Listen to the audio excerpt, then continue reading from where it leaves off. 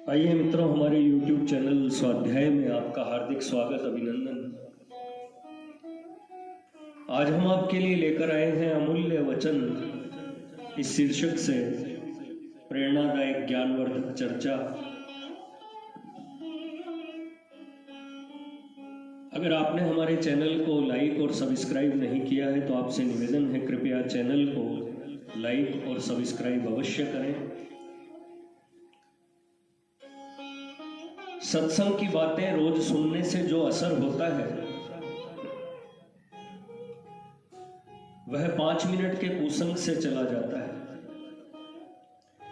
क्योंकि कुसंग पाते ही पूर्व के कुविचार जग उठते हैं। इसलिए कुसंग का सर्वथा त्याग करें। बुरे कर्म करने वालों की दुर्गति होने में तो आश्चर्य ही क्या है, बुरे कर्म करने वालों का जो चिंतन करते हैं उनकी भी दुर्गति होती है। व्यभिचारी को याद करने से काम की जागृति होती है और सच्चे वैराग्यवान पुरुष के स्मरण से वैराग्य उत्पन्न होता है। भगवान का भजन गुप्त रूप से करना चाहिए, नहीं तो कपूर की भांति मान बढ़ाई में उड़ जाता है। स्वार्थ को छोड़कर दूसरे के हित के लिए चेष्टा करना, यही उसे प्रेम में बांधने का उपाय है। दूसरे को सुख पहुंचाना ही उसे अपना बना लेना है। अपना तन मन धन जो कुछ दूसरे के काम में लग जाए वही सार्थक है, बाकी तो सब व्यर्थ जाता है। जो इस बात को ध्यान में रखकर चलता है उसे कभी पछताना नहीं पड़ता।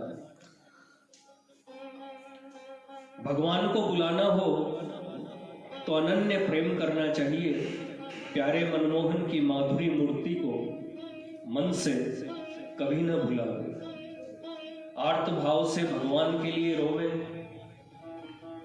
भगवान अपने प्रेमी भक्त के साथ रहते हैं। तुम अनन्य प्रेम करोगे तो तुम्हें भगवत की प्राप्ति अवश्य हो जाएगी। चाहे सारी दुनिया से नाता टूट जाए और प्राण अभी चले जाए, परंतु भगवान के प्रेम में किंचित भी कलंक नहीं लगने देना चाहिए। जैसे विषनाशिनी विद्या जाने बिना सर्प को पकड़े रखने से वह काट लेता है, फिर विष चढ़ जाने से मनुष्य की मृत्यु हो जाती है, उसी प्रकार मूर्ख मनुष्य विषयों को पकड़कर अंत में उनमें मतवाला होकर मृत्यु को प्राप्त हो जाता है। ज्ञानी पुरुषों की वाणी से निकली हुई ज्ञान रूपी चिंगारियां जिनके कानों द्वारा अंतःकरण तक पहुंच जाती है, उसके सारे पाप जलकर भस्म हो जाते हैं। काम क्रोध तभी तक रहते हैं जब तक अज्ञान है। अज्ञान रूप कारण का नाश हो जाने पर काम आदि कार्य नहीं हो सकते। भगवान का भजन अमृत से भी बढ़कर है, यह बात कहने से समझ में नहीं आ सकती। जिनका भजन में प्रेम होता है वे इस बात का अनुभव करते हैं। जिस मनुष्य की भगवान या किसी महात्मा में पूर्ण श्रद्धा हो जाती है वह तो उनके परायण ही हो जाता है। परायणता में जितनी कमी है उतनी ही कमी विश्वास में भी समझनी चाहिए।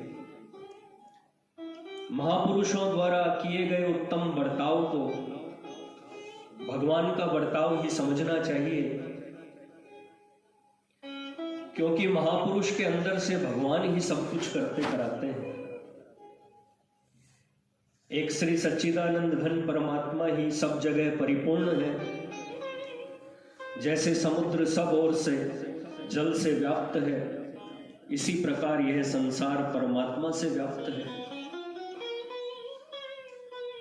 भगवान के प्रेमी भक्तों द्वारा भगवान के प्रभाव और प्रेम रहस्य की बातें सुननी चाहिए और उन्हीं के अनुसार साधन करना चाहिए। ऐसा करने से उद्धार में कोई शंका नहीं है। समय बीत रहा है, बहुत सोच समझकर इसे कीमती काम में लगाना चाहिए। यह कीमती काम भगवान का भजन और संतों का संग ही है। भगवान को सर्वोत्तम समझने के बाद एक क्षण के लिए भी भगवान का ध्यान नहीं छूट सकता। जब तक भगवान के ध्यान का आनंद रस नहीं मिलता, तभी तक वह संसार के विषयों की धूल चाटता है। जो मनुष्य संसार के क्षण भंगुर नाशवान पदार्थों को सच्चे और सुखदायी समझकर उनका चिंतन करता है, उनसे प्रेम करता है और अज्ञान से उनमें अपना जीवन लगाता है, वह महामूर्ख है। श्री नारायण देव के समान अपना परम सुहृद, दयालु, निस्वार्थ प्रेमी और कोई भी नहीं है। इतना होने पर भी अज्ञानी जीव उन्हें भुलाकर क्षण विनाशी विषय भोगों में लग रहा है, अपने अमूल्य जीवन को धूल में मिला रहा है। अज्ञान की यही महिमा है। अपने आप को श्री भगवान के शरण होना चाहिए और दूसरों को परमात्मा के शरण में लगाना चाहिए। इससे बढ़कर लोक सेवा और कोई भी नहीं है। मान, बड़ाई, स्वाद, शौकीनी, सुख, भोग, आलस्य, प्रमाद सबको छोड़कर श्री परमात्मा के शरण होना चाहिए। भगवान की शरणागति बिना कल्याण होना कठिन है। भगवान का निरंतर चिंतन, भगवान के प्रत्येक विधान में संतुष्ट रहना, भगवान की आज्ञा का पालन करना और निष्काम भाव रखना, यही भगवान की शरणागति है। ध्यान के लिए वैराग्य और उपरामता ही मुख्य साधन है। आनंद की नदी बह रही है, माया का बांध तोड़ डालो, फिर तुम्हारा अंतःकरण रूपी खेत आप ही आनंद से भर जाएगा। तुम आनंद स्वरूप हो जाओगे। मनुष्य को अपने दोषों पर विचार करना चाहिए। दोषों पर ध्यान देने से उनके नाश के लिए आप ही चेष्टा होगी।